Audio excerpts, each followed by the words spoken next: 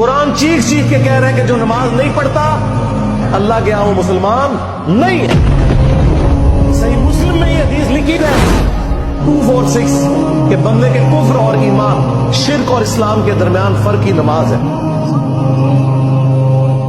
ये हदीस मुस्लिम में ही लिखी रह गई कि इब्न मसूद रज़ी अल्लाह ताला अन्हु कहते हैं कि जमात के साथ नमाज पढ़ना ये सुन्नत खुदा है, ये तुम्हारे नबी की वो सुन्नत है जो अल्लाह ने उन्हें अता की। अगर इसे छोड़ दोगे तो बर्बाद हो जाओगे। रसूलुल्लाह के जमाने में अगर कोई बीमार भी होता और दो बंदों के सहारे मस्जिद में आके नमाज पढ़ सकता तो उसकी कोशिश होती कि मैं मस्जिद में जमात से नमाज पढ़ूं, कहीं मुझे मुनाफिक ना शुमार कर लिया जाए। जमात छोड़ने पर रसूलुल्लाह के जमाने में समझा जाता था सल्लल्लाहु अलैहि वसल्लम के बंदा मुनाफिक है। सहाबा कराम को, अहले बैत को कब मालूम था कि ऐसी उम्मत भी आने वाली है जो आपसे बड़ा इश्क़ रसूल होने का दावा करेगी और नमाज एक नहीं पढ़ेगी।